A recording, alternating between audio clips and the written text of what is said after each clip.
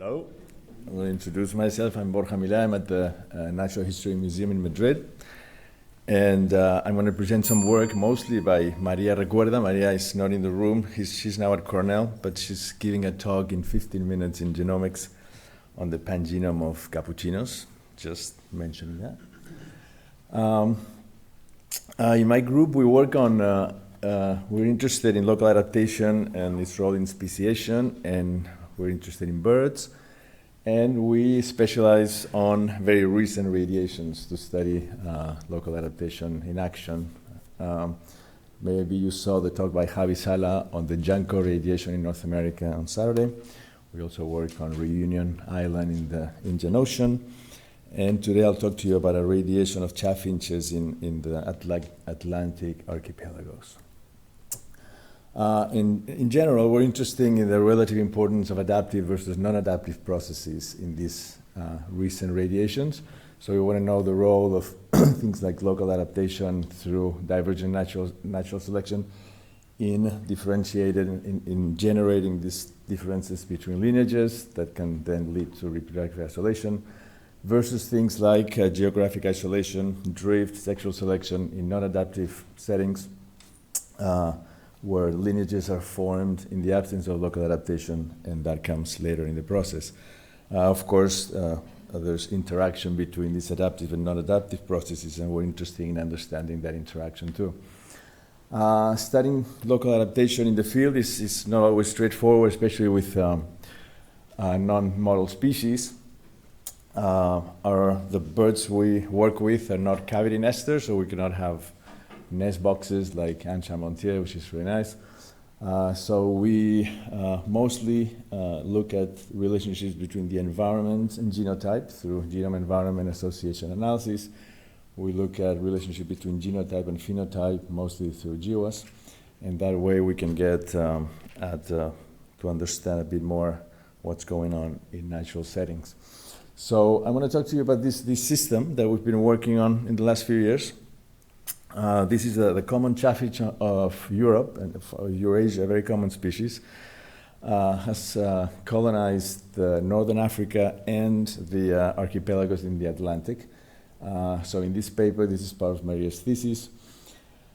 We showed using genotyping by sequencing data, similar to RAD6, some genome-wide markers, some 100,000 SNPs, that all these different populations are strongly independent and isolated from each other.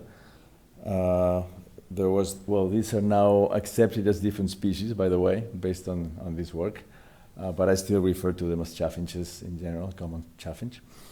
And they colonized, this, by the way, is the system that Peter Grant of Darwin's Finch fame did his PhD thesis on. He hypothesized that all these different populations on the islands were independent colonizations. We found actually that it is not the case. It's a much less intuitive story. They colonized the mainland, from the mainland they colonized the Azores, then they colonized Macaronesia, Madeira, and finally the different Canary Islands, with the subsequent loss of genetic diversity that I won't show you here, but using ancestral region estimation analysis, we were able to confirm that. And then we do analysis at I'm going to show you results at the archipelago level and then within island level. At the level of the archipelagos, for example, looking at the Canary Islands, these birds are found in 5 of the western islands that are more humid. This is work by Brian Condori, part of his master's thesis project. So we can look at, through a PCA, we see that these islands are very divergent from each other. They form pairs, like Tenerife and Gomera form a cluster, but they're differentiated from each other, and La Palma and El Hierro on the west as well.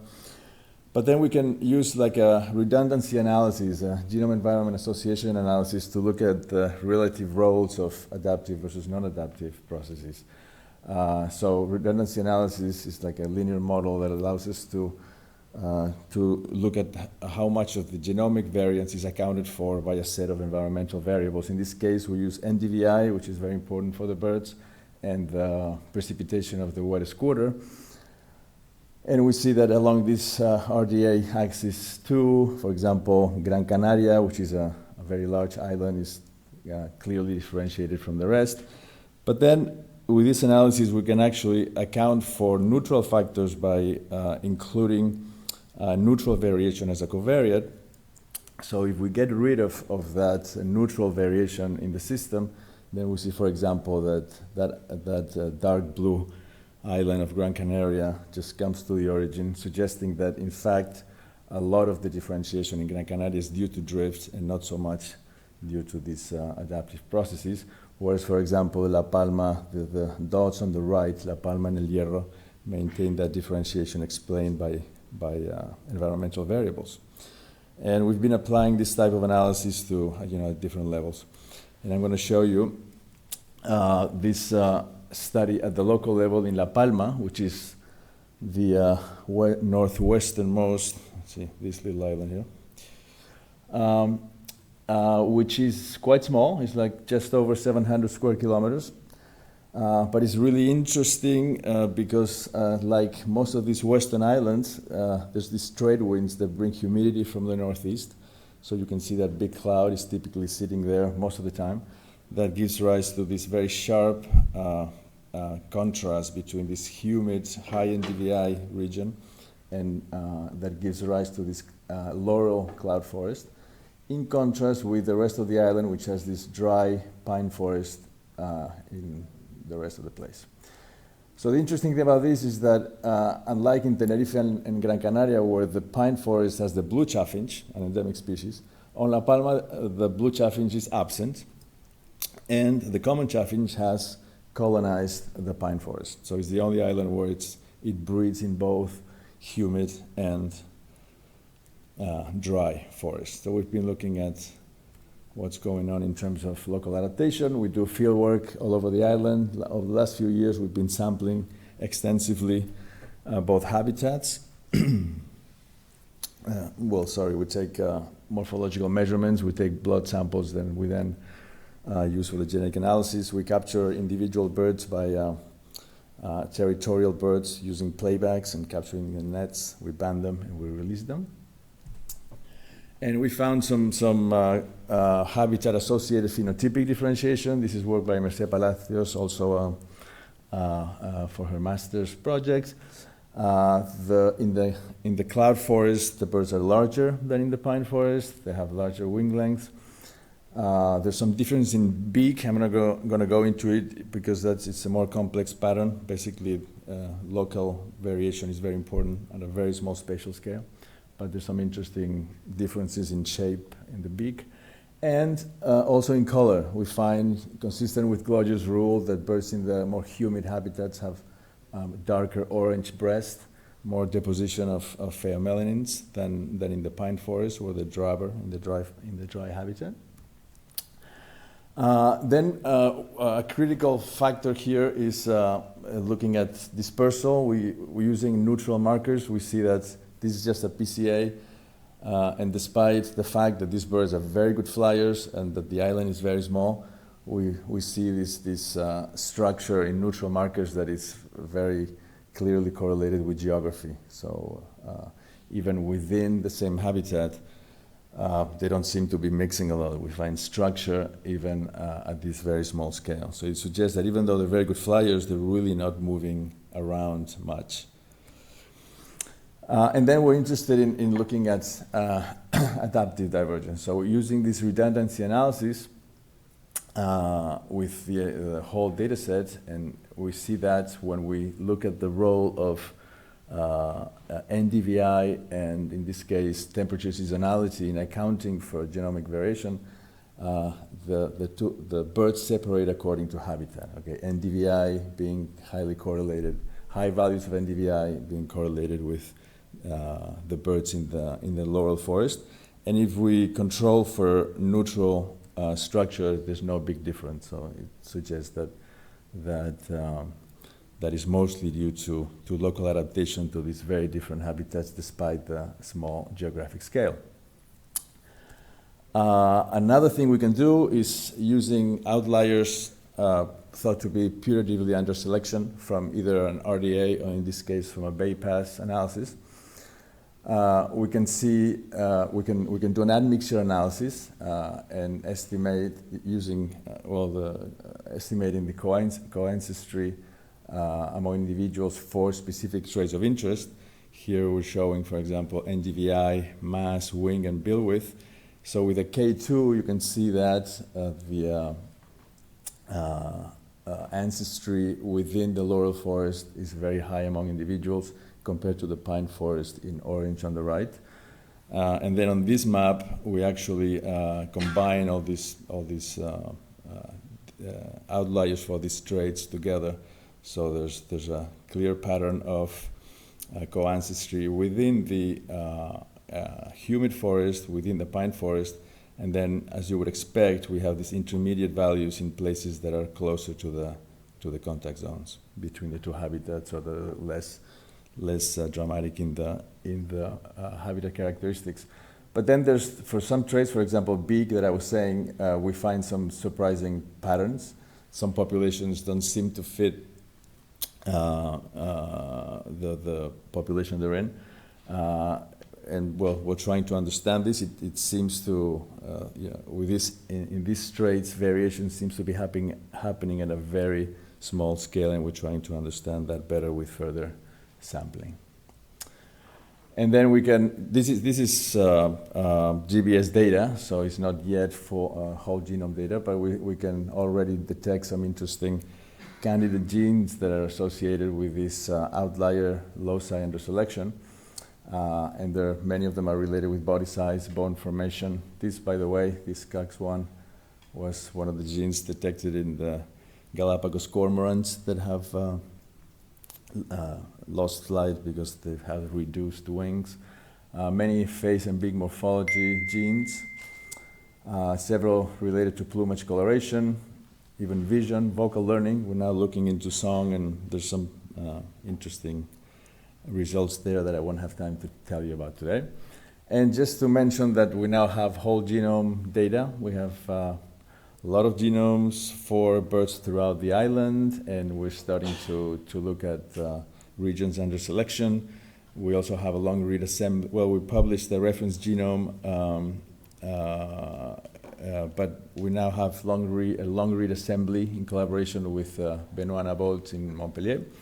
We're starting to look at things. There's polygenic genome-wide divergence all over the place, and we're looking at selective sweep analysis and finding specific sweeps in habitat-specific sweeps that we're going to be exploring. This is just a comparison of 12 individuals from each habitat, but we hopefully by next year in the ESEB in Barcelona, we'll have some results on this more widespread genomic sampling to show you results.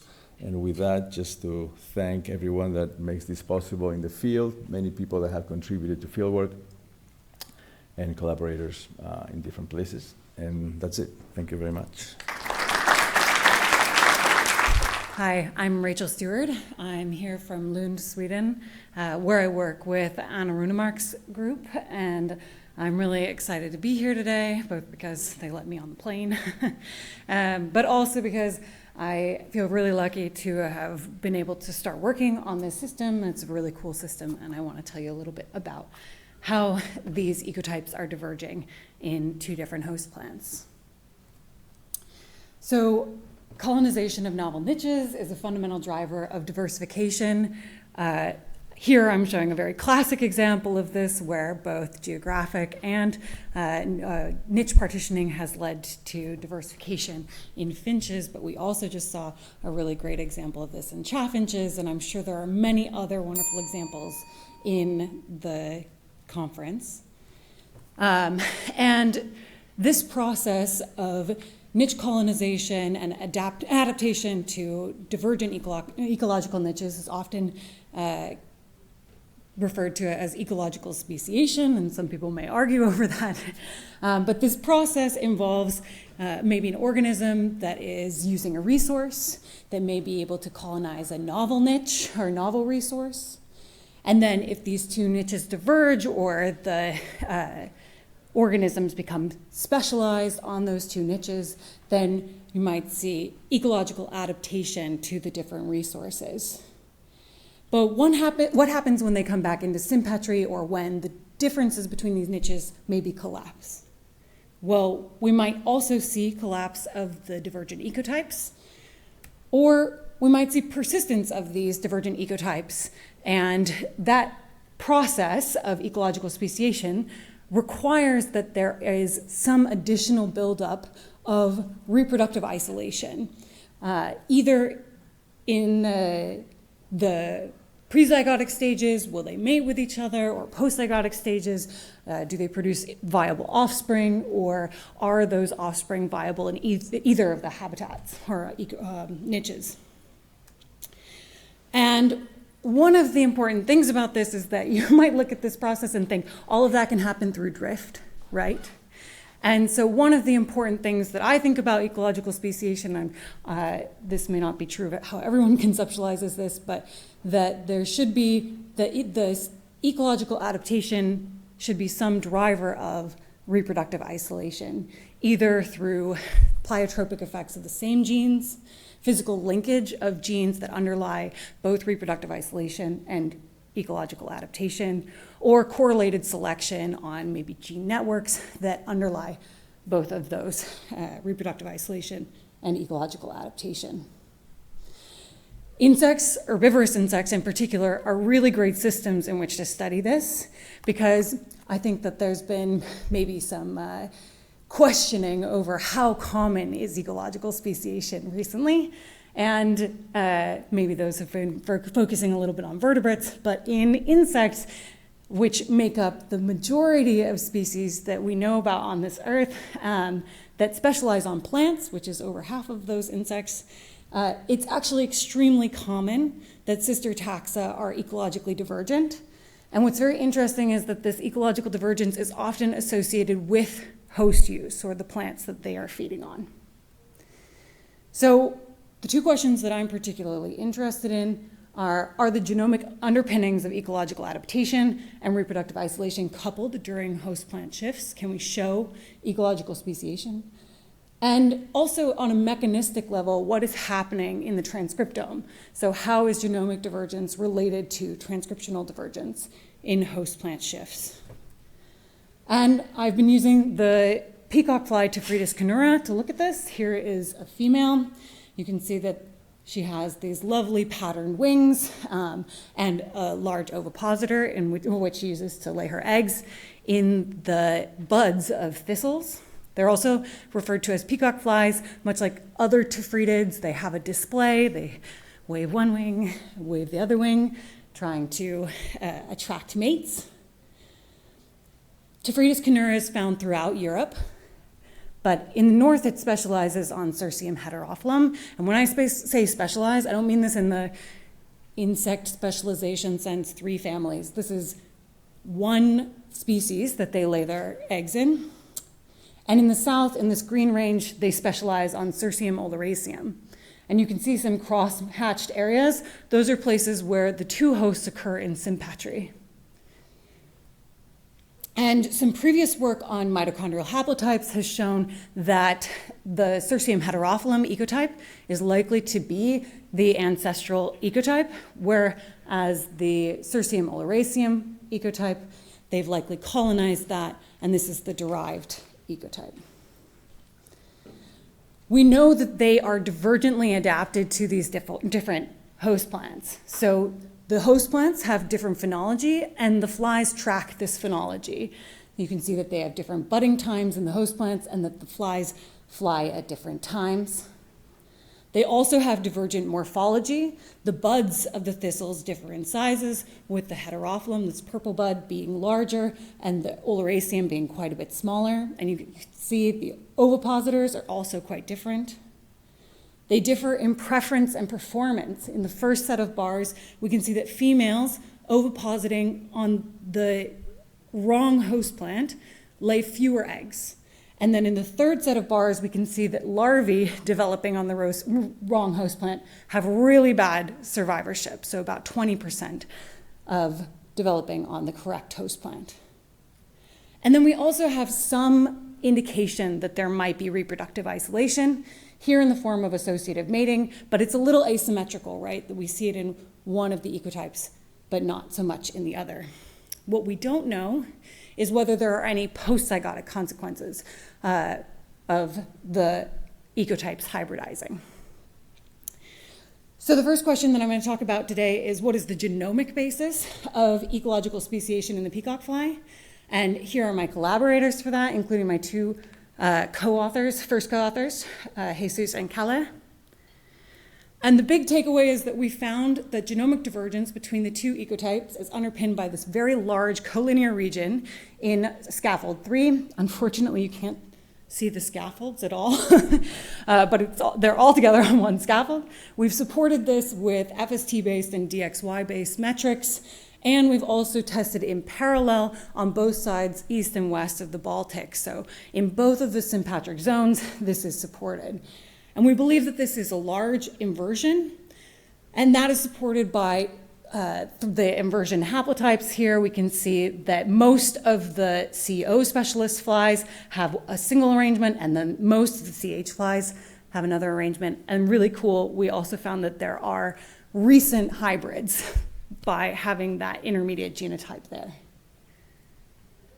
We also found that this region is under positive selection in the derived host. So the process of colonizing the host, they've experienced strong positive selection in this region, and that we found that recapitulated in the west and in the east, but find no signature when we compare within host race.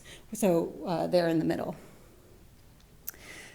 And finally, the inversion links genes that are involved in both ecological adaptation and reproductive function. So using gene set enrichment analysis, we found that there are genes within this region that are under selection and that are highly divergent, that are involved in circadian rhythm and phototransduction related to their phenology. We also found genes that are enriched for, or that the gene set's enriched for interactions with the host, mid and foregut development, and response to toxic compounds, so preference and performance on these different hosts. We found genes that are involved in conditioned taste aversion, which is related to male mate choice in Drosophila, so suggesting that there is some support for genes that may be underpinning, if not directly determining, the mate preferences that we've seen. And what was really interesting is we found that the vast majority of genes are actually involved in processes related to fertilization and gametogenesis. And so while we haven't been able to test the phenotypes yet, this really suggests that there is some issue with viability, possibly, even though we do find some of those hybrids in the wild. So my question after that was, do we see any evidence of this in the transcriptome? Because I'm particularly interested in how genomic divergence translates into phenotypes through transcription and translation. And in this case, I looked at differential expression at different life stages, and I found that the majority of genes that are, or the life stage in which most genes are differentially expressed between the two ecotypes is in the larvae, and that the majority of, these genes are more likely than chance to fall within the inversion, suggesting that the high divergence within the inversion is creating cis-regulatory effects on gene expression. But there are many, many genes that fall outside of this that are also differentially expressed, and so there may also be trans effects that are proliferating through the genome. So just to summarize, we found a large putative inversion drives genomic divergence in these highly specialized flies, and that this inversion is under positive, or has been under positive selection in the derived ecotype. The inversion links genes enriched for ecological adaptation and reproductive functions, and it is also enriched for genes that are differentially expressed between ecotypes in the larval stage, which is a critical stage for being able to use these different host plants. All right, and with that, I just want to say the two parts of the story are available on bioRxiv and hopefully will be published soon. I want to thank my co-authors, And I also want to point out some more plant-insect interaction stuff that's happening tomorrow. And with that, I can take some questions.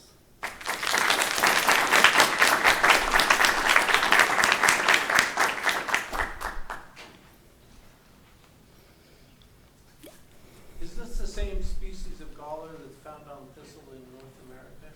It's not. So Tephritis canera is based in Europe. There are other Tephritis species in North America, and yeah, they're very cool. They have a much smaller genome, and I can ask myself some other questions if you guys don't have any questions. Yeah. I'd love to know a little bit more about the host plant. Yeah. And the kind of how different they are and what you know about that. Yeah, absolutely. So would we. We actually don't have a really great idea of how different they are. They're thistles, so their primary, secondary metabolites are flavonoids.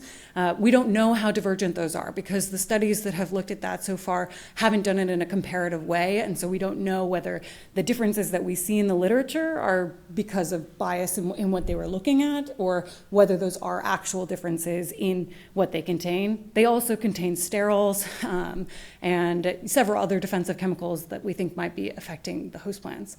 We also don't know anything about, for example, the microbiomes that are either cultivated on these different host plants or can be cultivated given the presence of those secondary metabolites. So that's something that we would also like to know a lot about. Yeah. And these hosts don't intercross? They can, yes, they can, and very, very cool. The different ecotypes can survive on the hybrids. Yeah, which we haven't looked into further, but I would really, really like to. Yeah.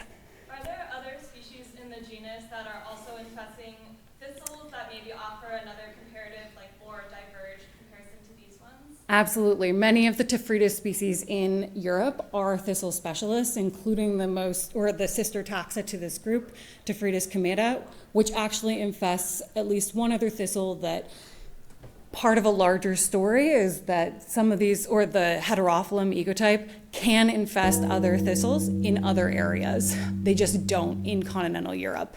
And so we're really interested in understanding what is the ancestral phenotype and looking into that further. Yeah. Hi, I'm Jennifer Harris. I'm a PhD student at Penn State, and I'm going to be talking about a major thing that drives adaptation, which is humans. And so one major way that humans can drive adaptation is through agriculture.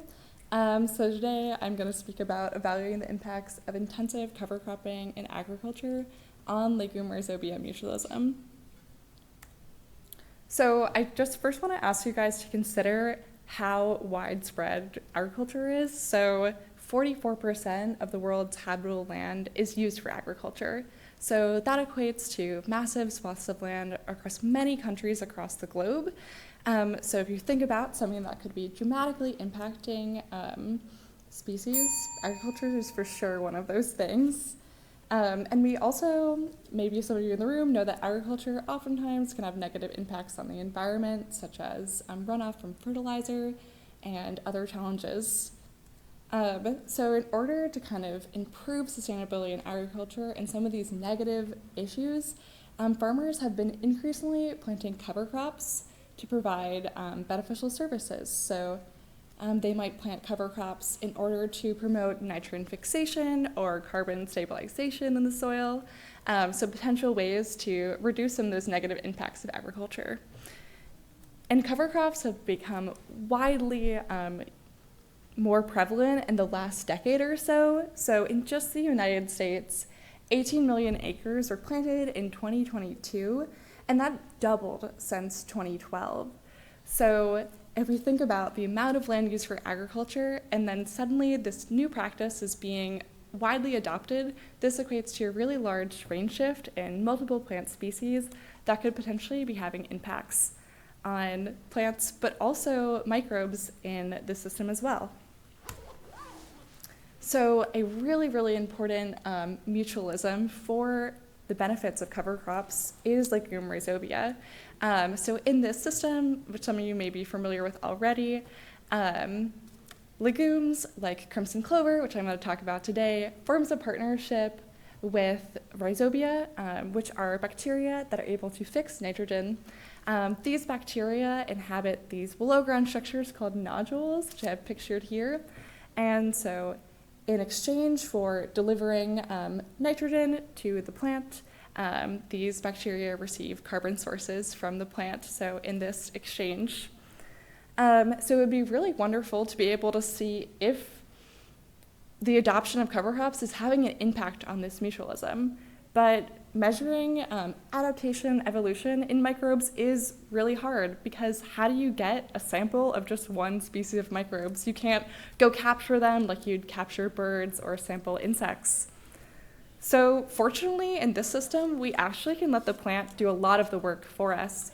So crimson clover, or Trifolium incarnatum, enriches for 85% the same species of bacteria in its below-ground nodules. So then we're able to sample those nodules and get a metric of allele frequencies in that bacterial population. And this is pretty unheard of, to be able to measure these signatures in bacteria in the wild. So in addition, for this project, I was able to leverage this long-term ecological research experiment. So you may have heard of an LTER. This is an LTAR. This was established in 2010. And kind of the goal of this project was to see if there are long-term impacts of cover crops. And I'm going to walk you through this design a little bit, because if you're not familiar with agricultural research designs, it's a little tricky to understand. But essentially, it's a corn-soy cover crop rotation. And so I'm going to walk you through the sampling a little bit. So this picture was taken in fall 2020. Cover crops are normally planted in the fall, and then they overwinter. They're harvested in the spring.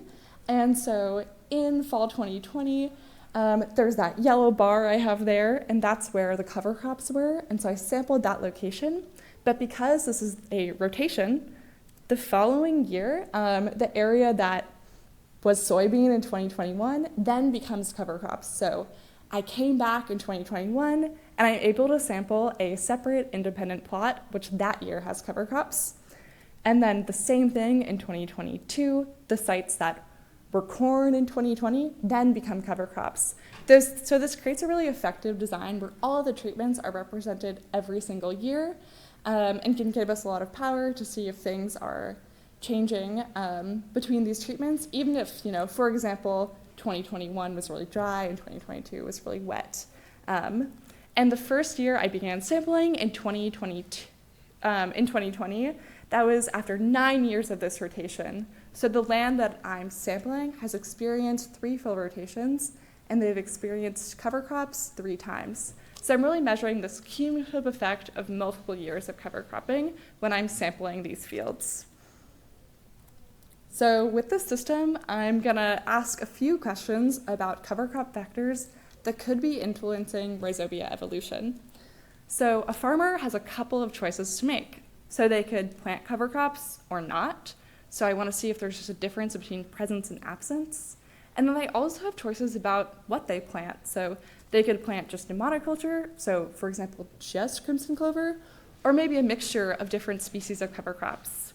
Then finally, a farmer can decide how long the cover crop is left on the land. So we can imagine that the longer a cover crop is in the same place, so if it overwinters, that's more time for the cover crop to be able to potentially impact its bacterial partners. So with these 3 questions, I'm gonna have pretty similar methods, so I'll walk through those. So I collected pools of nodules from the field and extracted DNA from those nodules. And then I did whole genome sequencing on the nodules. And those nodules, like I said, contain mostly the same species of bacteria. And then I was able to identify that taxa, which is mostly Rhizobium legumosarium, align them to a reference, and then I'm able to determine allele frequencies in each pool of nodules. So with that, I'm going to answer that first question of, is there a difference when cover crops are present or absent in the rhizobia genetic signatures. And so just to quickly clarify as well, so for these fields that are barren, don't have any cover crops, I planted a couple trap plants just for 1 year to be able to capture that population of rhizobia in the soil. So I'm mostly going to present this data in an RDA, where I can try to see how much genetic variation is explained by these treatment differences. So I would expect that there would be genetic differentiation between when cover crops are present and are absent.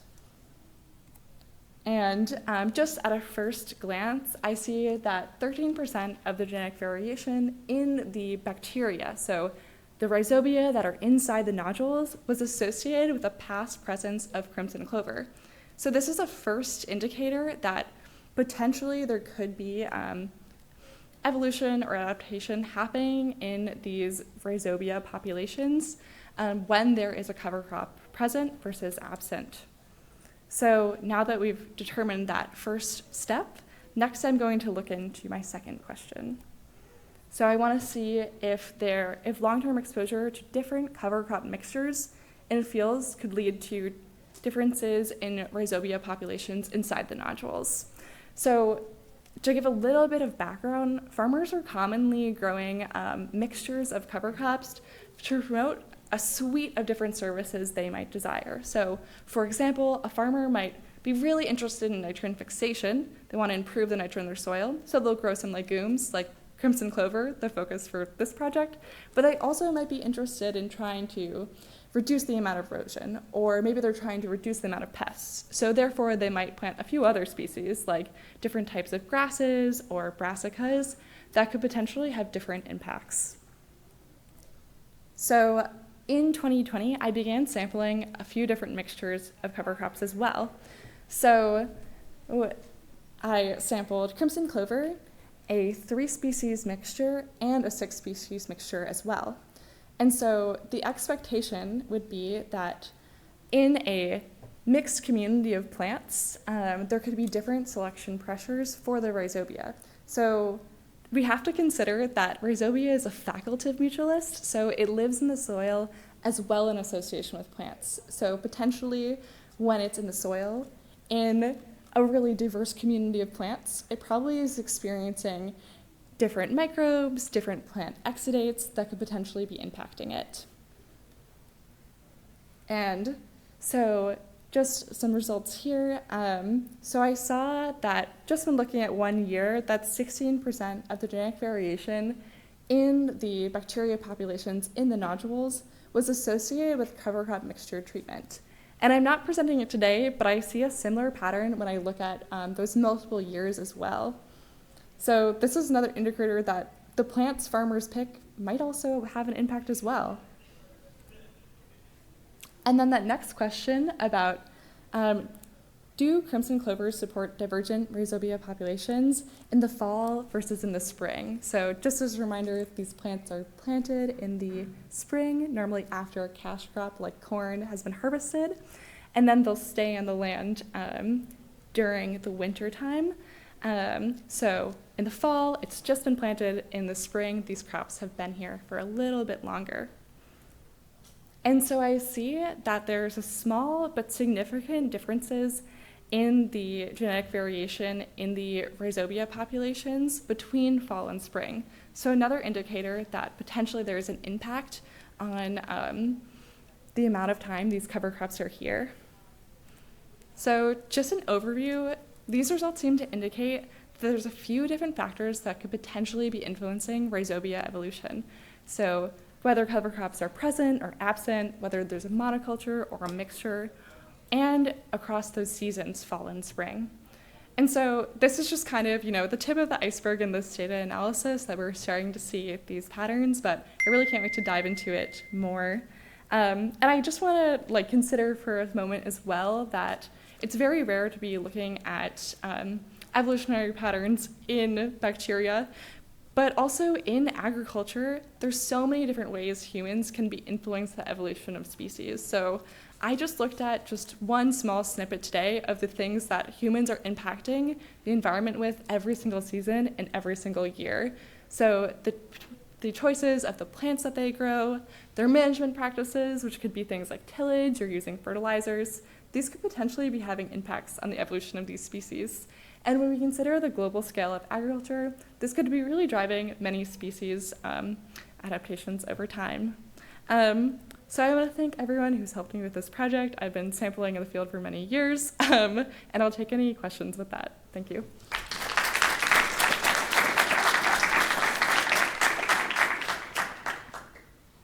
Yeah, in the back. This is a great talk. Very interesting results in terms of genetic variation. I do wonder, do you plan on using the data that you have to produce like metagenome assembled genomes and look at differences in metabolism?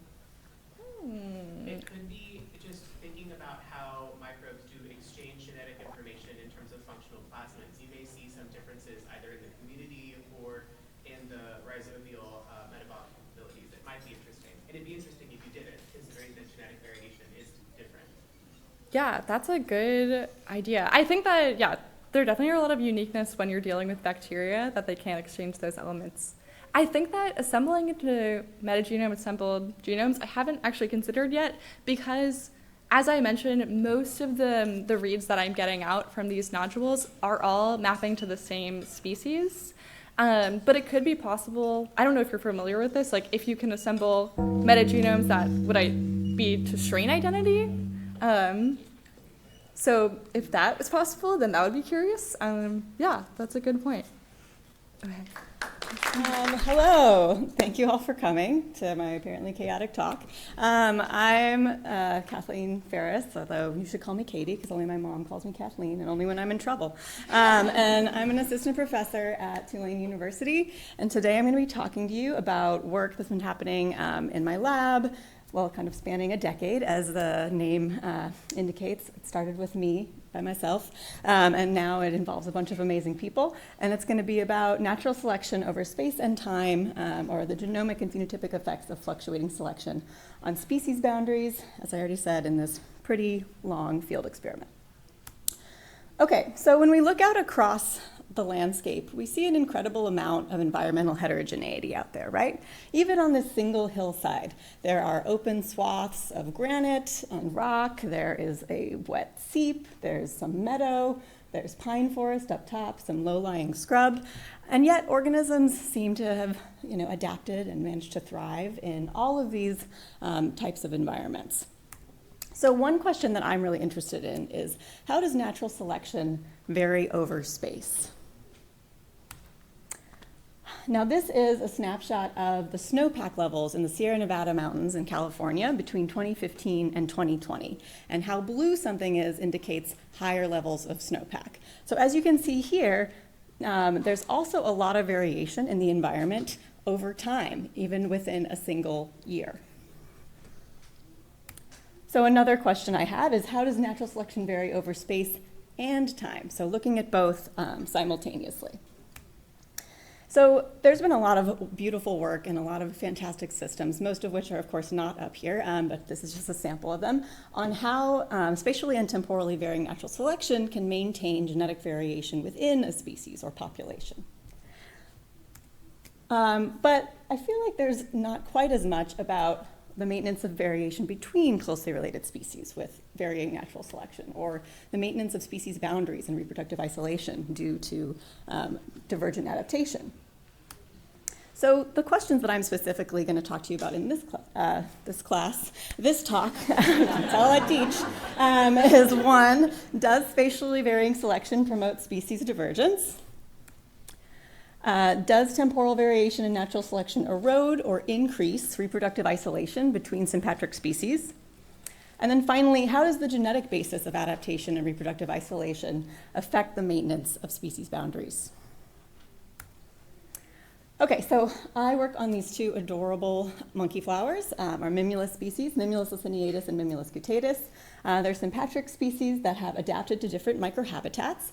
So Mimulus laciniatus occurs from 3,000 to 12,000 feet in the Sierra Nevada, California, in dry, exposed, rocky outcrops. And then nearby, Mimulus cutatus occurs in sort of wet seeps and streams and deeper soils and more mesic environments. So granite outcrops, as you might expect, are drier, more extreme in temperature, and more light intensive than these sort of adjacent seeps and streams and meadows. And I know that because I've literally gone out and measured those variables, in addition to it just being intuitive. And they often occur, these species, right next to each other, actually, even within a meter. But one is growing sort of in the rockier area, and one is growing in deeper soil in a standing water seep. So these are also incompletely reproductively isolated species. You can create viable and fertile hybrids in the lab, and then there's also evidence of ongoing gene flow in the field, which is some other work that my lab has been doing, but I'm not talking about that today. So another question we could talk about for this talk is, how do these two Mimula species maintain their adaptive divergence to these very distinctive microhabitats, given that they occur so closely and are incompletely reproductively isolated in terms of postzygotic isolation, at least? So as I said, one thing that may be important is that they're adapted to very different microhabitats, right? They could have habitat isolation or selection against immigrants into their habitat. And we have some traits in our lab that we focus on that we think are likely involved in this divergent adaptation to these two habitats. A difference in leaf shape between the species, difference in mating system and flower size, and difference in flowering time or timing of reproduction. So in the granite outcrop species, we have lobed leaves, it's a small flowered self-fertilizing mating system, and it's an early flowering species. And of course, two of these are actually even other types of prezygotic reproductive isolation, right? So mating system isolation can reduce gene flow between sympatric species, and certainly reproducing at different times is, temporal isolation and can be very important to maintain species boundaries. So these could be magic traits. I just don't want to confuse people. You all know what I mean, but magic is a little confusing to be bringing into evolutionary biology. So how do these two Mimula species maintain adaptive divergence to their microhabitats in sympatry? So we've got potential habitat isolation, temporal isolation, and mating system-based isolation. Now, what I'd like to know is, how does selection on these traits that we think are important for various components of prezygotic isolation, how does it fluctuate over time and space in these species? So there's been a huge effort in my lab to put this data set together by my former postdoc, Caroline Dong, who just started her own lab at Grinnell College this summer, which is very exciting, and my PhD student, Deanna Totaro. They've kind of been leading these efforts, but there's been a host of other students and fabulous field technicians that have been involved, and I'm just so grateful to all the people out there still doing this really challenging physically and mentally work. So we have done 5 years of replicated reciprocal transplants between two types of, two habitats per species, 2 granite outcrops and 2 meadows along Yosemite National Park in the same sites in each year. And in these 5 years that we've chosen, the snowpack has fluctuated dramatically, including historic lows, historic droughts, and historic highs, like most recently in 2023 with Snowmageddon. And so what we did is we created hybrids of various generations, including these F6s depicted here, and we planted out each year between 3,000 and 5,000 hybrids across 4 sites and 800 to 1,800 parents. And that's with 2 granite, 2 meadow sites. And then we measured flowering time, flower width, leaf shape, plant height, fitness, both in terms of survival and fecundity, and then actually a bunch of fine-scale environmental variables within each site across the season. So this is a picture of our sites. I just like to show what we actually do. So we have a bunch of toothpicks. We take a bunch of teeny tiny cotyledons and we plant them at the base of each of these toothpicks. Those are our blocks, and they're nested within actual native populations of Mimulus of each species. So I just want to briefly mention this. Things we don't normally talk about in these talks. Failure. It happens to all of us. So I actually performed this experiment for the first time when I was a PhD student in 2012. I went out to California. I was so excited. I planted thousands of plants and they all died. And I was like, okay, I have more. I planted thousands of plants and they all died. And I did it one more time and they all died. And I got no data, and then I cried like a lot. And then I came home and I did it again the next year, and it worked. So that is just to say, like, for all of you students in particular, failure is normal, and it's probably not your fault, and even if it is, that's normal. So, it'll be okay, and things will eventually work out. Just keep going. That's what I did. So I did it again in 2013, and that's the first year of data that we're going to be comparing all these other years, and it's set up my career, I think, nicely. So this is all of the environmental data on the left here, which is a lot, so you don't need to know all of it. But basically what we found, based on these fine scale measurements within each site and across the season, is that there is spatial variation in soil moisture, temperature, light intensity, and survival. Every year you see very different patterns of those variables between these two species habitats, even though they're quite close together geographically. And on the other hand, we see that there is variation within each habitat in these same variables across years. So we're seeing spatial and temporal variation in these really critical variables, and they're also associated with survival and fitness in each of these years. However, in low snowpack years, which are in the warm colors, just a trend to point out, you can see that soil moisture and survival decline much more rapidly than in really high snowpack years, where decline is more gradual in both habitats. Well, in a high snowpack year, this dark blue, which was Snowmageddon, the entire season actually shifted by 6 weeks, which means different photoperiods, different soil moisture, just like different everything. So a really dramatic change in this most recent year that we did.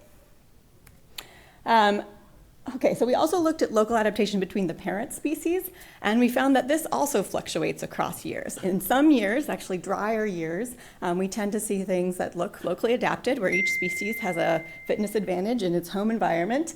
And then in other years, we see, like the Snowmageddon year, we see the opposite. We actually see local maladaptation, where the other species has, the non-native species has the advantage.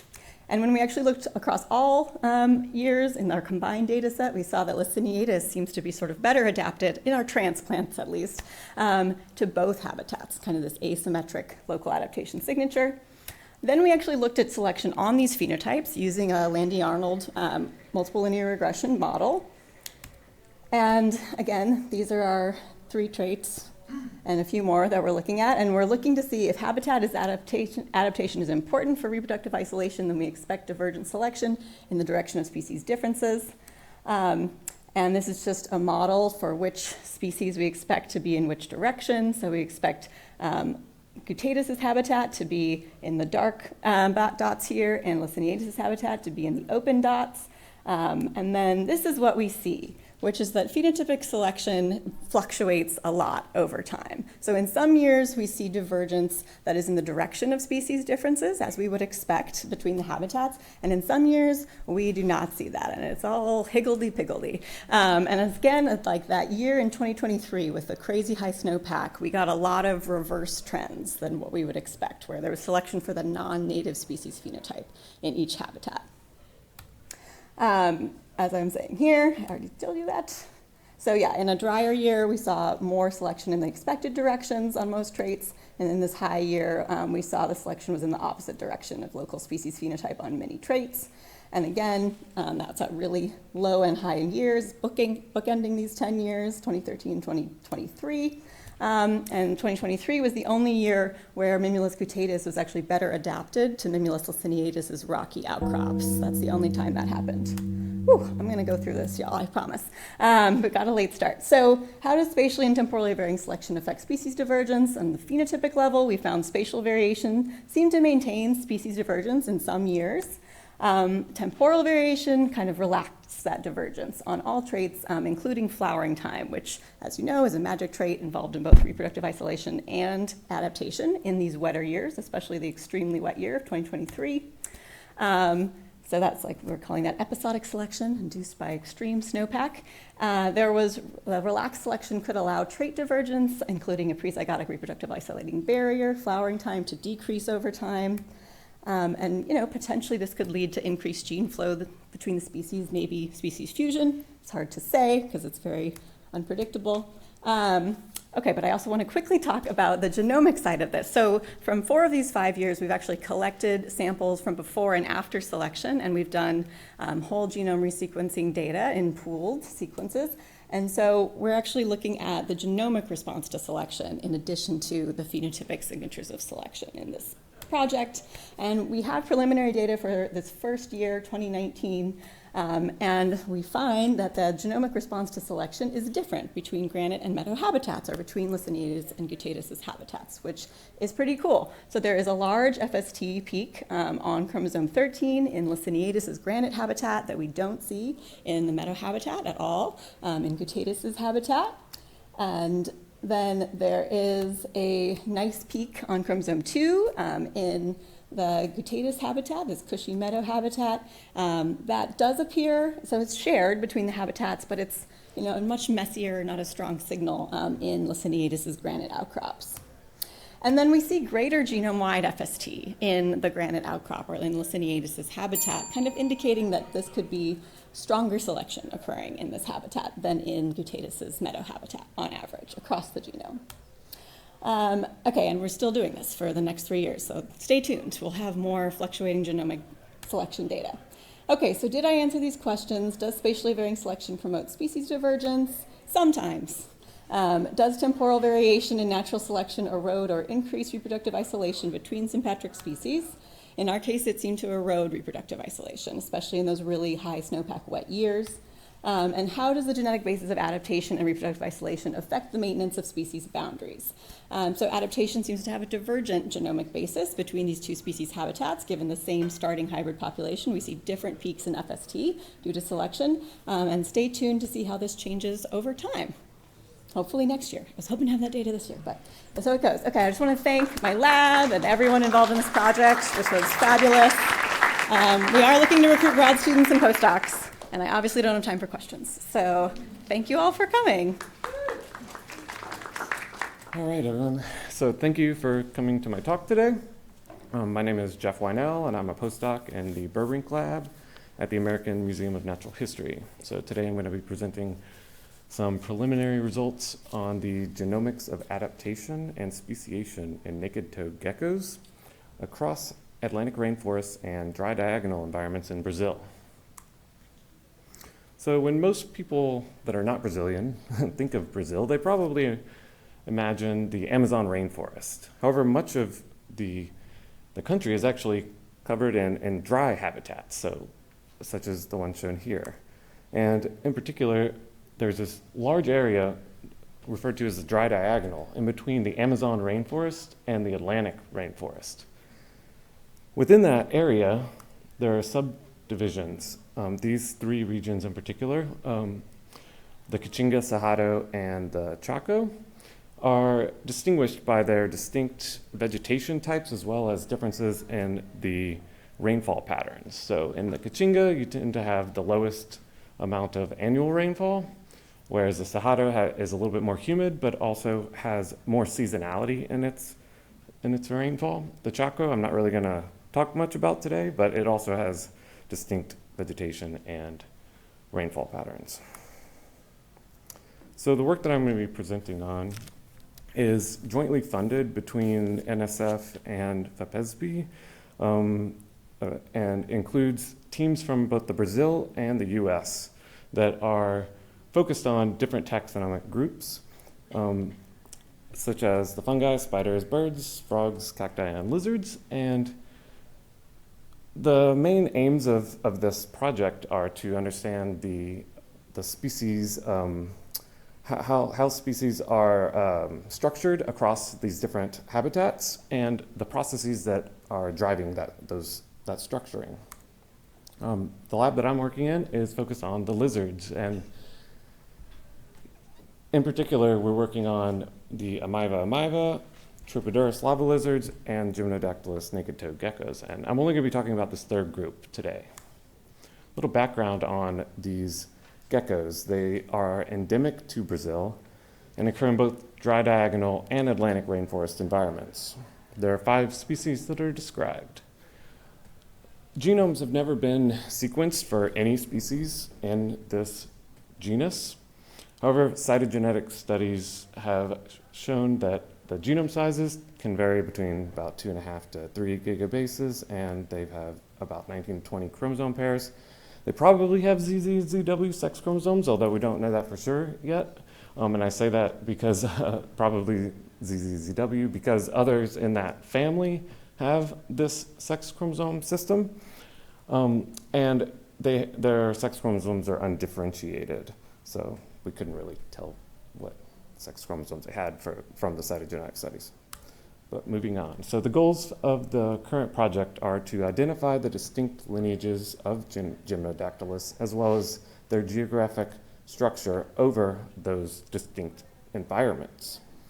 We want to infer the demographic divergence and migration histories and the genomic adaptations to dry, diagonal, and rainforest ecosystems. We also want to compare adaptation in Gymnodactylus to that in other organisms. So moving on to some methods. So because Gymnodactylus isn't really a model organism, we have to go out into the field and actually collect samples of these. And in particular, last summer, about this time of the year, I traveled with a team to sample different populations of Gymnodactylus, and this shows some of the habitats where we actually found those lizards. On the left and in the center are the two dry environments there. We would tend to find these lizards under rocks or in rock crevices, whereas in the Atlantic rainforest, we would find them under logs there.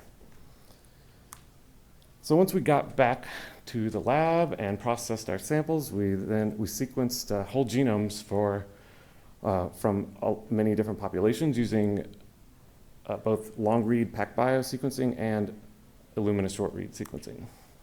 We then de novo assembled those long reads, and then used both reference-guided assembly and chromosome scaffolding to generate a genomic data set that included the whole chromosome alignments, and then filtered those data into a 100,000 unlinked biallelic SNPs data set, which we then used to generate a site frequency spectrum for downstream analyses. In particular, we used those SNPs data to infer genetic clusters using discriminant analysis of principal components, and to infer admixture using the program Test3R, and which also accounts for isolation by distance by using geographic information. We also generated 20 kilobase windows from those whole chromosome alignments, which we then measured FST and DXY using the program PIXI to get a sense of the genomic landscapes of differentiation. With our site frequency spectrum, we then used to infer the timing of lineage divergence, migration, and population size using this program Gamma, which uses a genetic algorithm to optimize across model space. Moving on to the results. So this shows the sampling of those 37 genomes that we generated. And as you can see, that the sample sites are from across the three major types of environments that we were interested in. And we generated 4 of those whole genomes with the PacBio data. We also had high BUSCO scores for all of these genomes, and so which just indicates that we have very complete genomes. The full alignment was about 2.7 gigabases, of which we had about 25% of that alignment matrix being missing data. And 16% of the sites were SNPs. Looking at these DAPC results, so this shows the different genetic clusters, which DAPC supported 3 different groups, being the most likely or the best supported number of groups, and so those are shown there. And as you can see, the group 1 in blue is exclusively found within the Cerrado region, whereas we have group 2, which is mostly found within just the Caatinga, and group 3 is primarily in the rainforest habitats. So we see some association between the environment and with the genetic structuring of these different groups. Now looking at these FST scores, so this is when things get kind of shocking here. Within looking at the FSTs within Windows and the distribution of those FST scores, those are very high. Most people would tend to say like about 0.15 for an FST is considered high differentiation between groups, but here in each pairwise case, we have values of FST that are over 0.5, like in some cases over 0.6. And then similarly, when we look at DXY, we have very high values of DXY. So this is just showing that these different groups are highly diverged from each other. Now when we look at things along chromosomes here, so in each of the 3 columns are showing the different pairwise groupings, and then we have the chromosomes shown there in rows. And what you can see is that there's high FSTs, high differentiation across all of these different chromosomes. Although we do have some windows that have lower FST values. So about, in each of these pairs, there was about 700 windows that, of the nearly like 800 million, that had FST values below 0.15. When we look at DXY landscapes, again, we have really high divergence across these different chromosomes. And with a small subset of those having low DXY values. And so the shared windows where there's both low FST and low DXY, there's about 50 of those windows that were shared. And so those could be interesting to look at a little bit further because we expect those to be genes that seem to be highly connected or flowing, I guess, between the different groups. So you might expect that there would be low genetic admixture, given what I just showed you before, that these groups are very distinct. However, from our genetic admixture analyses here, we found that there were many individuals for which there was high genetic admixture. So that seems to, kind of be the opposite of what we would expect from the previous results. So we took things a little bit further and looked at the demographic divergence and migration histories of these groups. And so what we found were, this was the best supported model. And it showed that early divergence within this group was around 20 million years ago. That actually corresponds well with what we think for the timing of like the origins of some of these different environments within the dry diagonal, especially the Sahara region. And then later divergence, more recently, around 1 million years ago. And within most of their history, you have very little gene flow supported between these groups. But then very recently, you suddenly have high secondary contact, migration between these different groups.